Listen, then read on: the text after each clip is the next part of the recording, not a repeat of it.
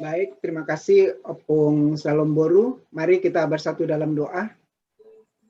Bapa yang baik, Bapa yang penuh dengan kasih sayang, Allah yang penuh rahmat dan cinta kepada kami, orang-orang saleh, orang-orang yang mau taat, setia, hidup di dalam ibadah kepada Tuhan. Kami mengkhususkan waktu ini sungguh-sungguh agar urapan dan karya Roh Kudus bekerja dengan ajaib, mengubah segala hal yang tidak berkenan kepada Tuhan di dalam pemikiran diri kami menjadi semakin serupa dengan kehendak Kristus. Tolonglah kami. Ampunilah dosa dan kesalahan kami. Satu padukan roh jiwa kami untuk diikat oleh kuasa Roh Kudus yang akan meneduh tenangkan kami pada malam ini, mengajar kami dan membawa kami. Tuntunanmu Tuhan bekerja dalam hidup kami. Tolonglah hamba yang akan menyampaikan, dan tolonglah kami semua yang menerima, mendengarkan, dan melakukan sabda firman-Mu. Segala kuasa yang tidak berkenan, kami usir dan tolak keluar. Biarlah teknologi yang kami pergunakan pada malam hari ini pun dapat dipakai untuk memberkati kami. Nama Tuhan dipermuliakan. Di dalam nama Tuhan Yesus Kristus, Allah yang hidup, kami bersyukur, kami berdoa. Amin. Amin. Salam, salam sejahtera kepada kita semua. Kiranya kita semua mempersiapkan Alkitab ya. Karena kita akan membaca beberapa bagian firman Tuhan seperti tema yang dimintakan kepada saya, dan kita akan pelajari bersama-sama pada malam hari ini adalah bahagia orang saleh. Izin untuk share screen.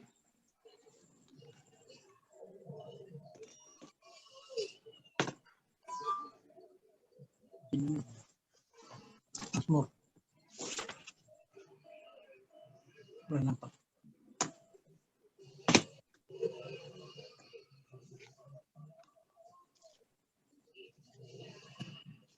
Ya, Ibu Bapak Saudara yang dikasih Tuhan Yesus, firman Tuhan pada malam hari ini terambil dari Mazmur pasal yang ke-16. Dan Lembaga Alkitab Indonesia memberikan judul Bahagia Orang Saleh. Apa sih yang dimaksud dengan bahagia? Bahagia adalah kondisi senang, kondisi nyaman, kondisi bersuka cita. Apa sih yang dimaksud dengan orang saleh? Orang saleh adalah orang yang hidup suci, hidup kudus, berkenan kepada Tuhan, dan setia juga di dalam ibadah. Mereka-mereka yang menerima firman, hidup di dalam firman, dan dipimpin oleh firman. Hidup mereka hari lepas hari diperbaharui menjadi semakin serupa dengan Kristus Yesus, Tuhan kita. Saudara yang dikasih Tuhan Yesus, Mazmur pasal yang pertama hingga pasal yang ke-41, di sana kita melihat bahwa Lembaga Alkitab Indonesia itu kan membagi kitab Mazmur ini menjadi beberapa buku, dan bagian yang kita baca pada malam hari ini yang terambil dari Mazmur pasal 16 itu adalah Mazmur, doa, puisi yang disampaikan oleh Raja Daud. Pasal 1 sampai dengan pasal 41, Lembaga Alkitab Indonesia membagikan kitab Mazmur menjadi jilid 1.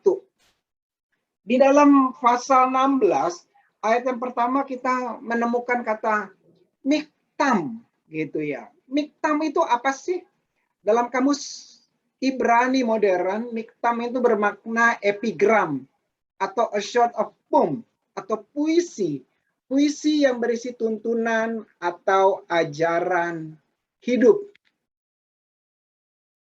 Puisi yang berisi tuntunan atau ajaran hidup.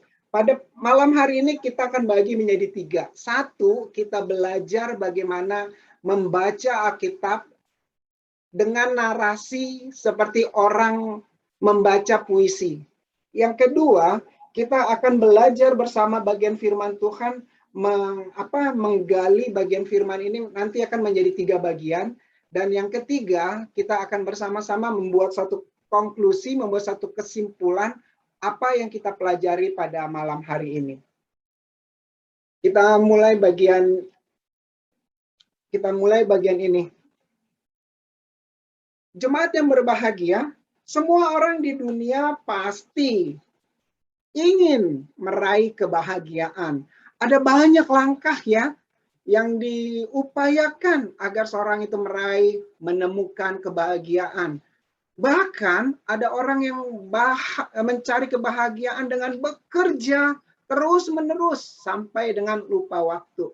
Mohon maaf, tadi saya baru bergabung jam 7 lewat, karena saya baru sampai rumah jam 7 pas.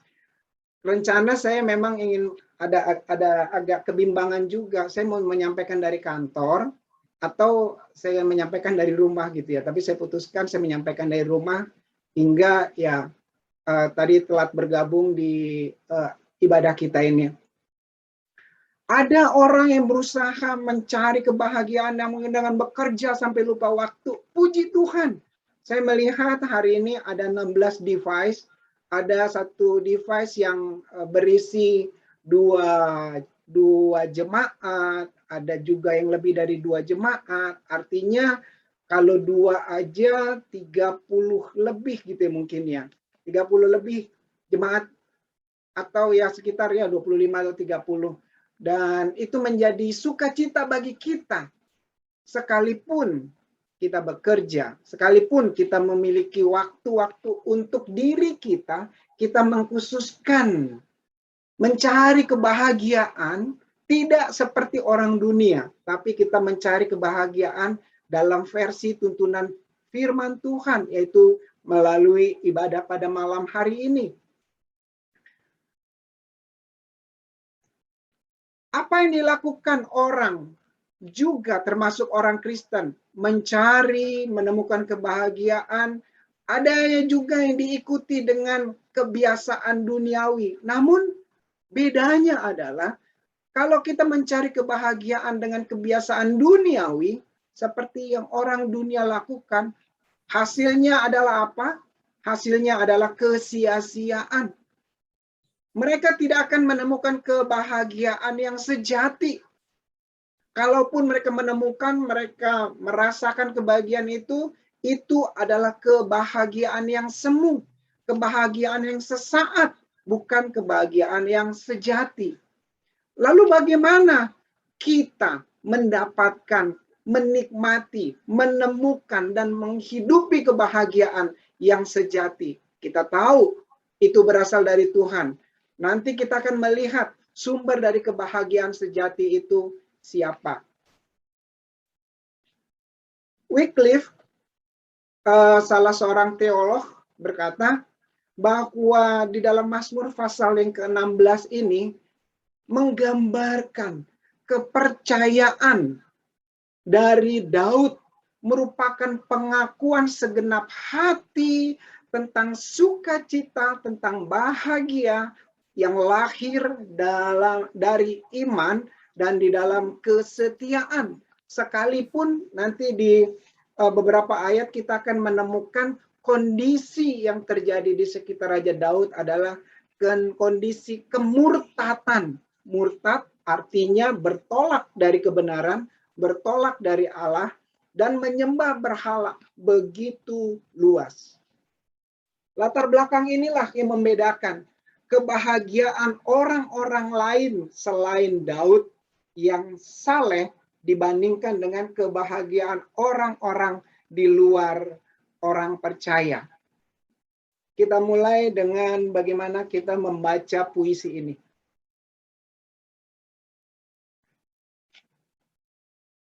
Di sini ada yang jago berpuisi kah? Saya berharap kita bisa berpuisi. Tapi saya membacanya begini. Saudara yang dikasih Tuhan. Bahagia orang saleh. Jagalah aku ya Allah.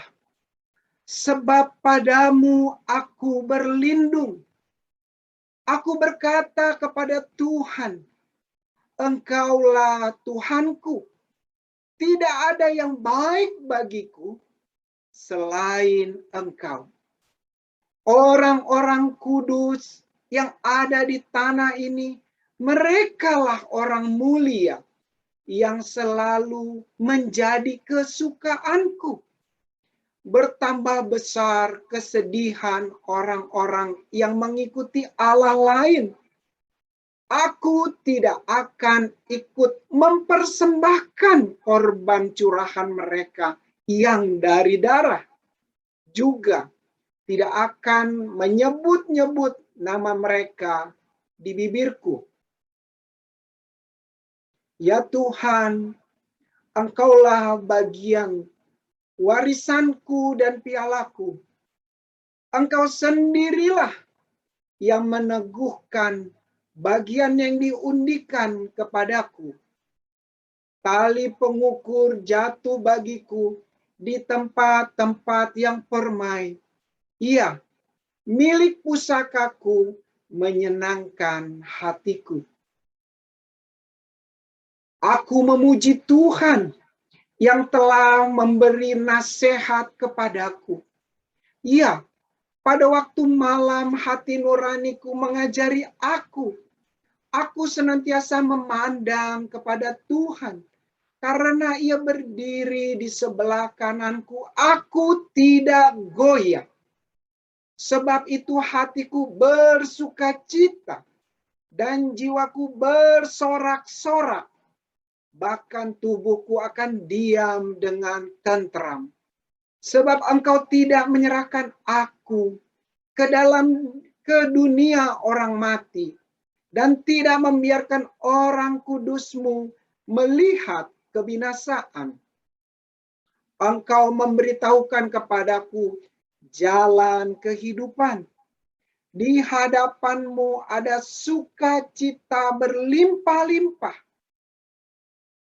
Di tangan kanan-Mu ada nikmat senantiasa. Ada banyak cara kita membaca satu tulisan. Namun di dalam Mazmur pasal 16 ini secara khusus karena ini adalah puisi, jadi ada baiknya kita pun membaca bagian firman Tuhan ini dalam bentuk kita sedang membaca puisi. Agar kita bisa lebih meresapi apa-apa yang tertulis. Kita masuk bagian yang kedua.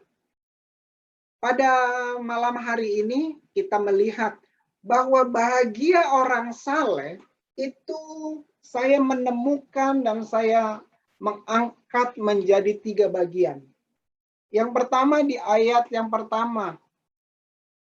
Sebab padamu ada perlindungan, kebahagiaan, sukacita, orang yang jujur, orang yang kudus, orang yang beribadah atau orang soleh. Nomor 1, Allah tempat berlindung. Nomor 2, ayat yang kelima. Di sana dikatakan, Engkaulah bagian warisanku dan pialaku. Tuhanlah yang menjadi warisan dan menjadi piala orang saleh. Dan yang ketiga, ayat yang ke-7. Aku memuji Tuhan yang telah memberi nasihat. Jadi ada nasihat. Tuhan memberikan nasihat. Kita gali lebih dalam ketiga bagian ini. Yang pertama, Allah tempat berlindung. Menurut KBBI, berlindung itu adalah menempatkan dirinya di bawah atau di balik atau di belakang sesuatu supaya tidak terlihat atau tidak kena sesuatu. Berlindung artinya bersembunyi di tempat yang aman. Minta pertolongan kepada Tuhan yang Maha Kuasa supaya selamat atau terhindar dari godaan, bencana, dan dosa. Ini saya kutip dari KBBI. Dan saya bersyukur ada kebenaran firman di bagian kedua. terhindar dari godaan dosa. Jemaat yang berbahagia, bagian yang pertama, Raja Daud. Ia seorang raja. Dia memiliki panglima. Dia memiliki laskar-laskar. Dia memiliki pahlawan-pahlawan. Dia memiliki penjaga-penjaga. Dia memiliki benteng yang kokoh dan kuat. Dia memiliki harta benda. Dia memiliki kolega yang bisa diandalkan. Dia memiliki kesehatan fisik yang prima. Sekalipun badannya lebih kecil, jauh lebih kecil daripada Goliat. Namun raksasa Goliat bisa dikalahkan. Sekalipun dengan tubuh yang kecil. Tapi intinya apa? Bersama dengan Tuhan. Daud pun memiliki postur yang lebih kecil dibandingkan dengan Saul. Kalau Saul, raja pertama orang Israel, dia memiliki tinggi di atas rata-rata orang Israel pada saat itu. Sedangkan Daud, postur tubuhnya di bawah rata-rata orang Israel. Pasukan tentara Israel pada saat itu. Namun yang menarik adalah, Daud tidak menempatkan kenyamanannya itu, perlindungannya itu kepada hal-hal yang saya sebutkan di depan. Tetapi Daud menempatkan Allahnya sebagai tempat berlindung. Bagian pertama ini, saudara yang dikasihi Tuhan. Mari kita bercermin. Kita menempatkan perlindungan kita di mana? Kesehatan. Sekalian cerita, di kantor kemarin lusa, saya sampai sore ada seorang kawan. Dia orangnya humoris, dia orangnya menyenangkan. Hari Kamis, dia minta izin sama atasannya, dia untuk tidak masuk kantor, untuk jalan-jalan. Ternyata hari Kamis malam sungguh-sungguh perjalanannya yang terakhir, dia meninggal. Karena posisinya keluar kota, sudah mau sampai di kota Semarang, jadi istrinya yang membawa dia sampai di Semarang dan dikebumikan di Semarang tadi malam. Badannya besar, sepertinya sehat. Namun postur yang besar itu tidak bisa diandalkan. Kesehatan juga tidak bisa diandalkan. Ekonomi tidak bisa diandalkan. Karena saudara yang dikasih Tuhan, pada saat kita kembali kepada Bapa, kita tidak membawa apa-apa yang ada di dunia ini. Segala bentuk materi yang kita bisa raih di dunia ini. Kita datang kepada Tuhan, firman Tuhan bilang, dengan telanjang aku dilahirkan, dengan telanjang aku kembali kepada Pencipta. Kita tidak membawa apa-apa. Di beberapa pengusaha kaya di dunia ini, mereka pikir mereka dapat berlindung dengan kekayaan, dengan kemasyuran, dengan investasi yang begitu besar. Namun apa yang terjadi?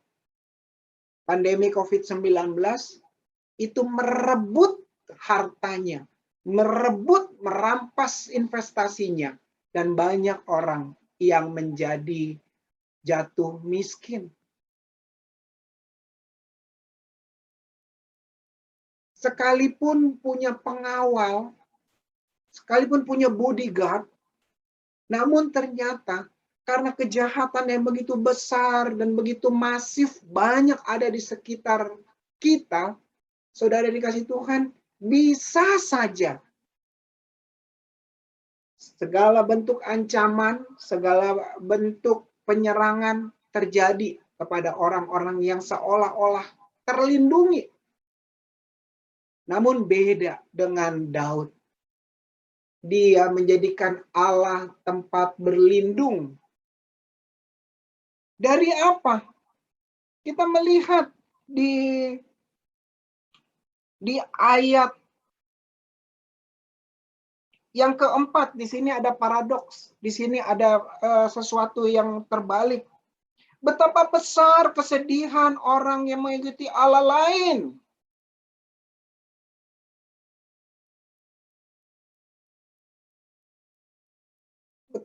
Betapa besar kesedihan orang-orang yang mengikuti Allah lain. Lawan dari kebahagiaan adalah kesedihan. Daud berbahagia karena ia menjadikan Allah tempat berlindung. Sedangkan orang-orang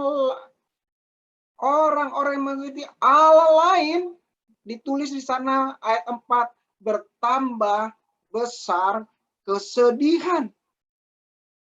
Ini menjadi satu hal yang bertolak belakang. Dan kiranya kita semakin teguh, semakin berkomitmen menjadikan Allah tempat berlindung.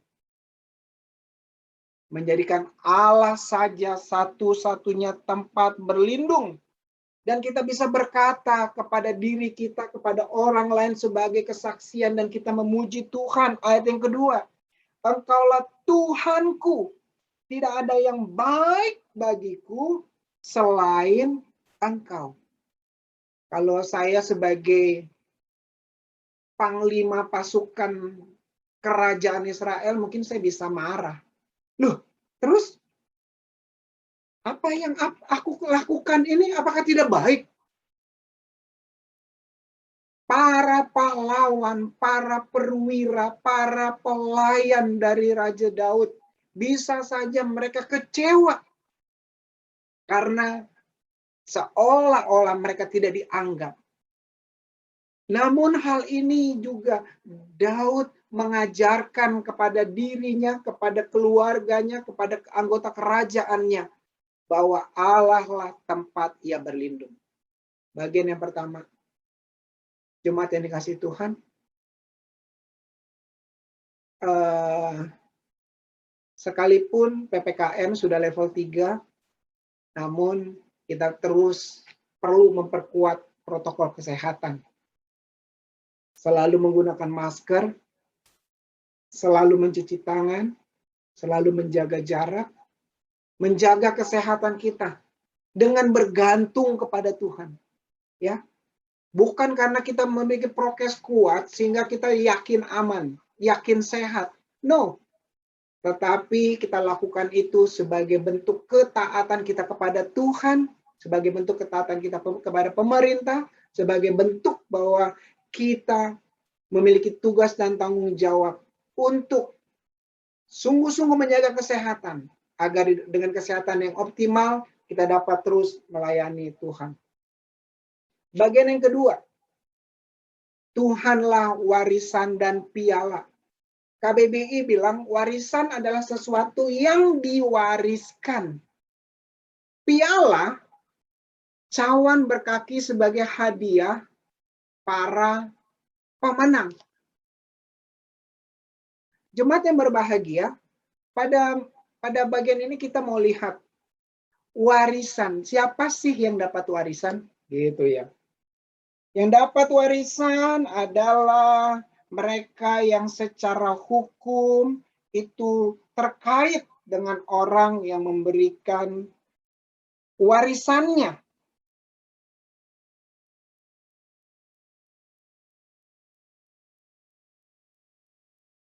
Kita adalah pewaris tahta kerajaan sorga. Kita adalah anak-anak Allah. Kita memiliki hak, memiliki warisan. Tidak hanya warisan dibebaskan dari dosa, kerajaan sorga kekal selama-lamanya, tapi kita juga diwariskan untuk taat, setia, komitmen sungguh-sungguh, menghidupkan firman Tuhan, menyampaikan firman Tuhan dalam segala bentuk kehidupan kita. Jadi warisan itu nggak cuma apa yang kita terima ya. Ternyata warisan itu juga menyangkut tanggung jawab. Bersyukur saya masih punya warisan dari kakek saya. Ya Opung kasih. Ada ya warisannya ya.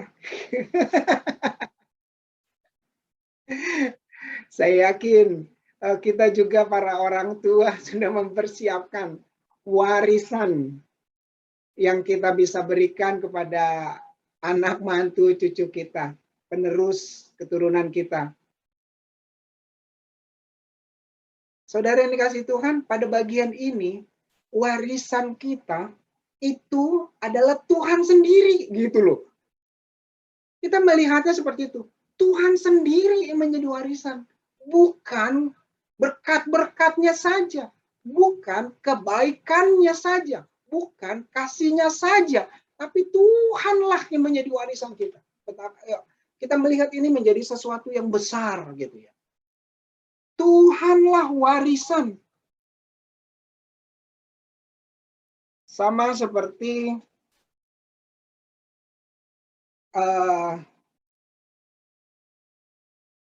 kalau seseorang mendapatkan hadiah mobil, dia nggak cuma dapat bannya, dia nggak cuma dapat setirnya, tapi yang benar adalah dia juga harus dapat STNK-nya gitu ya, BBKB sama STNK-nya.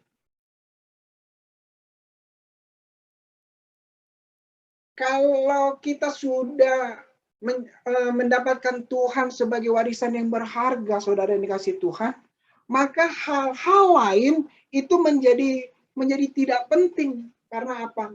Yang terutama kita sudah dapatkan, yaitu Tuhan. Tuhan sendiri yang menjadi warisan kita.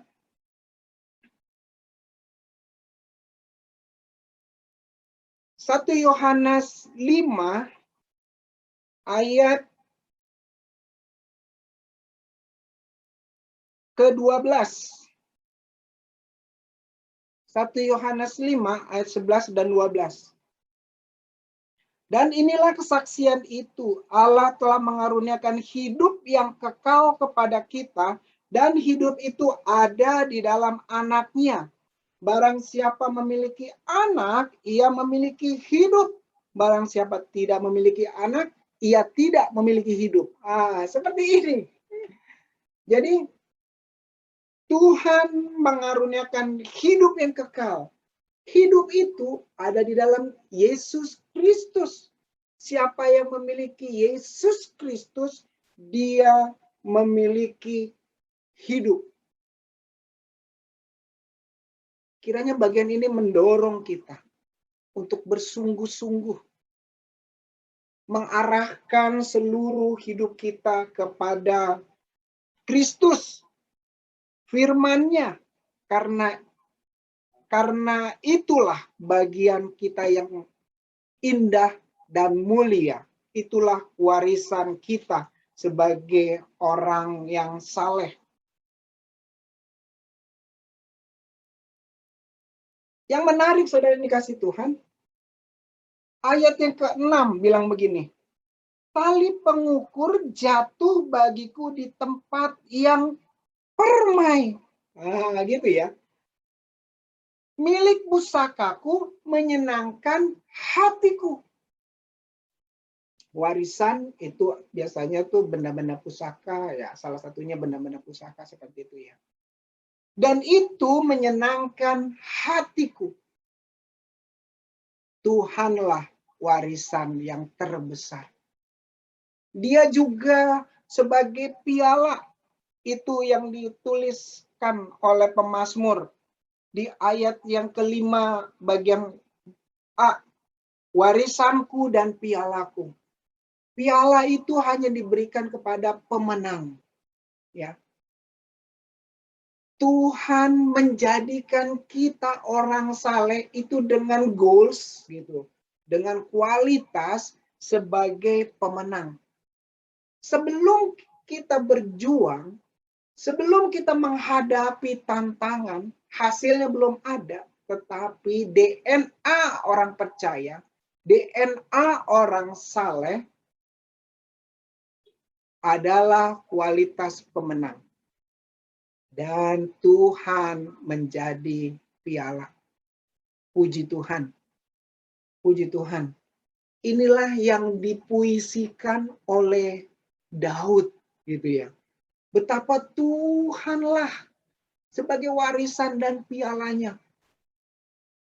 Sewaktu ia menang, mengalahkan banyak raja-raja, merebut banyak daerah-daerah, bukan berapa banyak rampasan yang ia bisa terima, yang ia bisa bawa pulang menjadi kesenangannya. Tetapi dia bahagia karena Tuhan sendirilah warisan dan pialanya. Begitu juga dalam kehidupan kita, jemaat yang berbahagia. Mari kita melihat Tuhanlah warisan dan piala.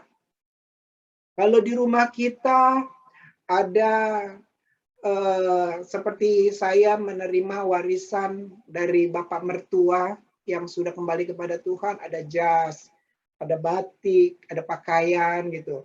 Saya pelihara, saya nikmati, saya pakai gitu ya. Sekali-sekali saya sombong-sombongin gitu istilahnya kepada orang-orang di sekitar saya. Ini loh warisan gitu ya.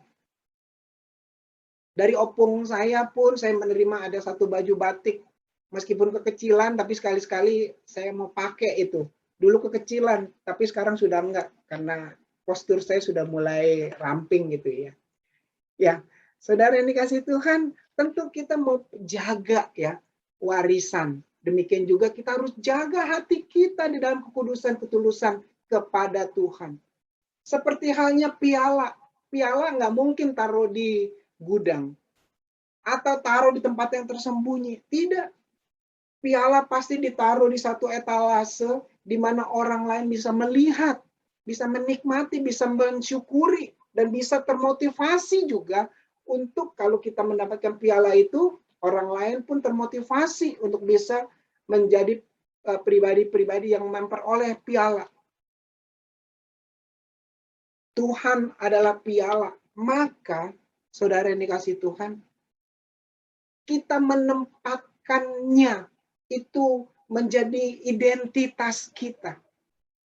Bukan sesuatu yang cuma diucapkan. Bukan sesuatu yang kita sekedar tiru. Tapi Tuhan sendiri itu kita menjadi to be imitate gitu ya. Kita menjadi duplikatnya Tuhan. Ini satu hal yang berat. Aku pun masih berjuang untuk menghidupkan Tuhan di dalam kehidupanku hari lepas hari, waktu lepas waktu. Baik sebagai pribadi, di dalam rumah tangga, di dalam pekerjaan, di dalam masyarakat. Namun, dengan pertolongan Tuhan, saya mau to be imitate of my God gitu ya. Kita pun juga mau menjadi imitasinya Tuhan dimanapun. Menjadi serupanya Tuhan dimanapun. Bagian yang kedua, itulah menjadi kebahagiaan Daud. Bagian yang ketiga, ini dia nih. Bagian yang ketiga di ayat yang ke-7. Tuhan memberi nasihat. KBBI bilang nasihat itu adalah ajaran atau pelajaran baik. Nasihat itu anjuran, petunjuk, peringatan, teguran yang baik. Jemaat yang berbahagia,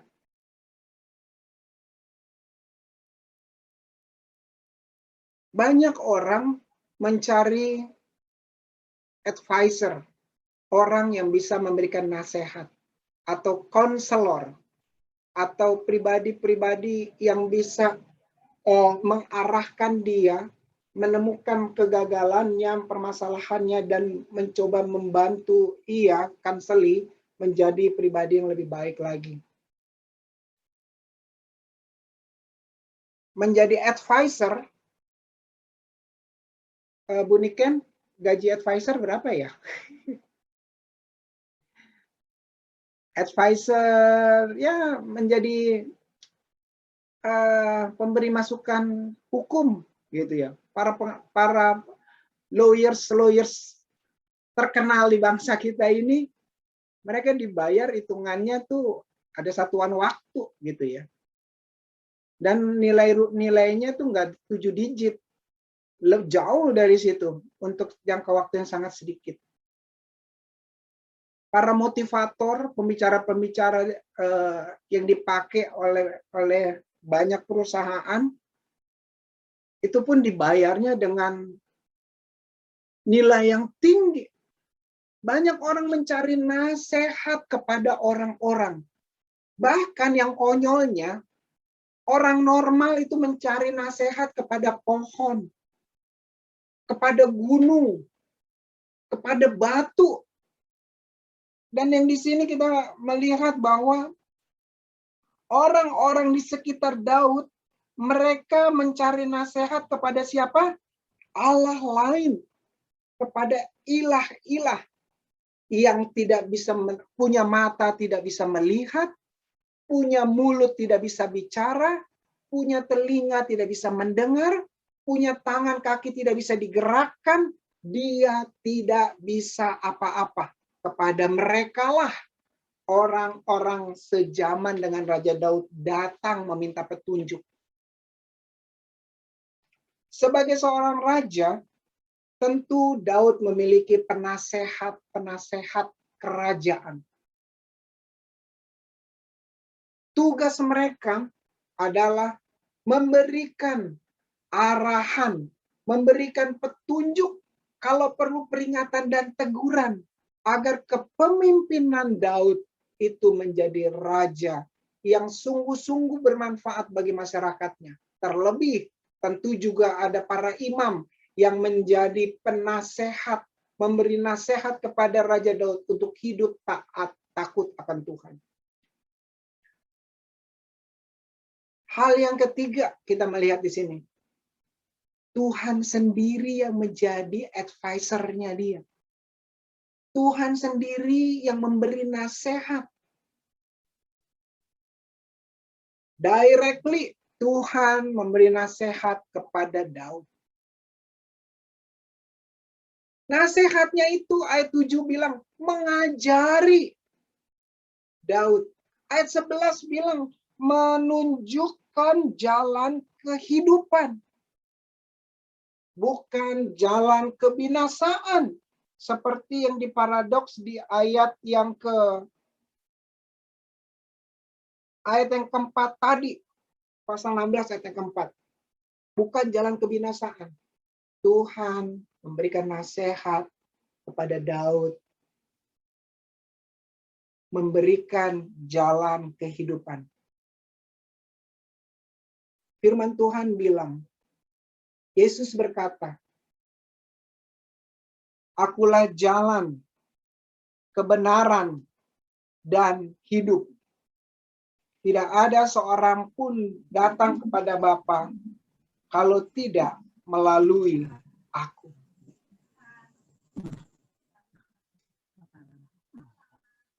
Beberapa waktu yang lalu, hari apa ya? Oh, hari Minggu. Hari Minggu, saya dihubungi oleh seorang kawan yang nggak pernah-pernahnya hubungin saya. Dia adalah seorang vendor. Kalian janjian yuk sambil ngopi gitu. Oke.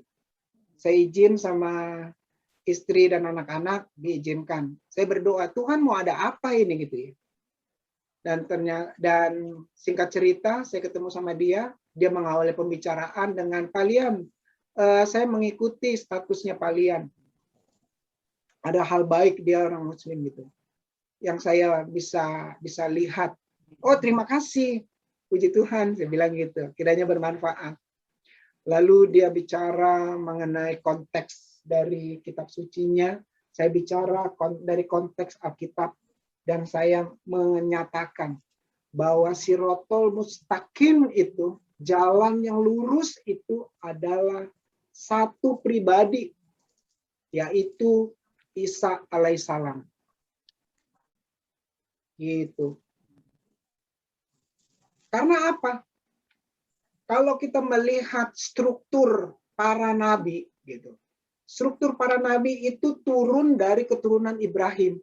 Keturunan Ibrahim, Abraham yang diberkati oleh Tuhan adalah anak dari Sarah, bukan anak dari yang lain.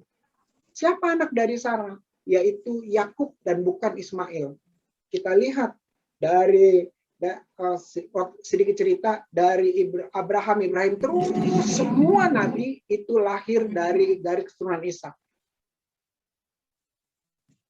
Di akhir nabi-nabi perjanjian lama, 400 tahun Tuhan tidak bicara kepada dunia.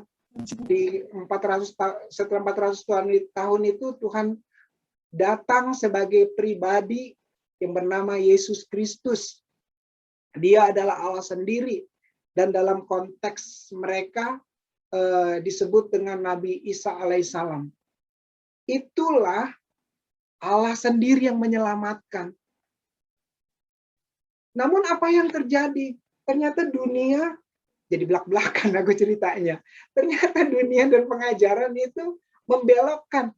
Kenapa? Bagaimana caranya? 400 tahun setelah Isa Al-Masih lahir ada di dunia ini satu pribadi lain yang bernama Muhammad dan ditetapkan menjadi nabi. Itu di luar konteks keturunan dari Ishak. Singkat cerita, saya hanya memberikan nasihat kepada dia.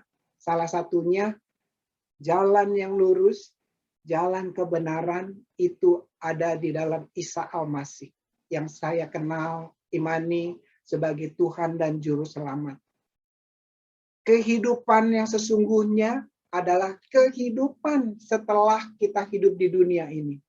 Kehidupan di surga kekal selama-lamanya. Bagi yang tidak percaya adalah hanya cuma satu, kehidupan kematian kekal selama-lamanya. Dan tidak ada pengurangan hukuman karena dia berbuat membunuh. Setelah di neraka 7 tahun, dia bisa pindah ke pelataran sorga. Karena dia berbuat baik di neraka, ada amnesti, ada pengurangan penghukuman. Oh no. Saya bilang gitu. Yang ada adalah neraka kekal selama-lamanya. Hanya ada satu jalan kebenaran dan hidup, yaitu dalam Isa Al-Masih. Itu kesaksian saya kepadanya. Saya nggak tahulah entah bagaimana responnya. Itu urusan Roh Kudus bekerja di dalam hatinya. Salah satu nasihat saya kepada dia untuk satu pertanyaan, saya memberikan jawaban seperti itu. Daud yang dikelilingi oleh banyak penasehat, namun ia menerima nasihat yang agung dan mulia yang datangnya dari Tuhan sendiri. Jemaat yang berbahagia, Tuhan yang bisa kita baca itu ada di sini. Ada di dalam Alkitab. Tuhan yang bisa kita renungkan, kita dalami, itu ada di dalam bagaimana kita menggali firman Tuhan, setia bersaat teduh, setia membaca firman-Nya dengan tekun. Yuk, kita semakin rajin baca Alkitab. Nggak cuma gerejanya doang, gereja Kristen Alkitab. Padahal Alkitabnya dijadiin bantal gitu ya. Syukur kalau dijadiin bantal. Jangan-jangan sudah lama tidak dibuka. Yuk kita saling mengingatkan. Tuhan memberikan nasihat kepada Daud dan itu menjadi satu kebahagiaan dia yang tertinggi dan termulia. Tuhan memberikan nasihat melalui firman-Nya. Kita menyampaikan keluh kesah kita melalui doa. Dan dia akan memberikan nasihat jalan keluar atas apa-apa yang kita panjatkan, sampaikan kepadanya. Firman-Nya ini juga yang menuntun kita untuk terus setia. Firman yang sama juga yang memagari kita untuk terus berada di jalan yang benar. Godaan, dosa, tipu muslihat, keberdosaan itu ada di sekeliling kita waktu lepas waktu. Dosa yang terlihat bisa dipegang, dosa yang tidak terlihat, tidak dirasakan, itu semakin banyak di sekitar kita. Kebahagiaan ketiga bagi orang yang saleh dalam hal ini adalah Raja Daud. Tuhan sendiri yang memberikan nasihat kepada dia. Dan kita masuk di bagian yang ketiga, saudara yang kasih Tuhan. Lalu setelah kita tahu bahwa ternyata kebahagiaan orang saleh itu sumbernya itu dari Allah sendiri. Pelaksananya dari Allah sendiri. Yang menjaga, mengawal kualitas dari kebahagiaan itu adalah Tuhan sendiri. Pertama, kita balik. Karena ada perlindungan yang ajaib dan mulia. Karena ada warisan dan piala yang begitu mulia. Ada nasihat yang agung dan benar. Sumbernya dari mana? Dari Tuhan sendiri. Dan pada malam hari ini mari kita memiliki satu pemahaman seperti ini. Jemaat yang dikasih Tuhan. Kebahagiaan orang saleh adalah kebahagiaan sejati tanpa dibatasi oleh situasi kondisi tertentu. Sehat, puji Tuhan, kita bahagia. Tidak sehat, puji Tuhan, karena masih ada Tuhan. Waktu itu ada kesaksian di mana ya? Ibu Bea, Ibu Tri, untung hanya sakitnya, kakinya luka sebelah gitu ya. Untung nggak kedua-duanya gitu. Kebahagiaan orang saleh tanpa dibatasi situasi kondisi. Cukup, puji Tuhan. Tidak cukup, puji Tuhan, karena Allah, Tuhan sendiri sudah menjadi bagianku. Gitu ya. Lalu, maukah kita, hidup kita senantiasa bahagia? Mari, ambil keputusan menjadi orang saleh. Orang saleh, di awal saya sudah sampaikan, orang yang beribadah, orang yang hidup suci, hidup dalam kekudusan, setia, sungguh-sungguh kepada satu pribadi yang setia, yaitu Tuhan Yesus sendiri.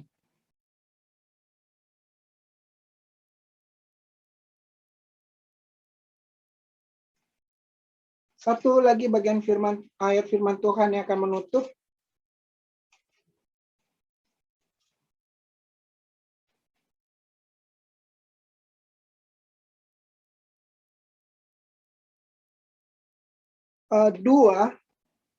Efesus 2 ayat yang ke-10. Di sana Rasul Paulus bicara kepada orang percaya di kota Efesus.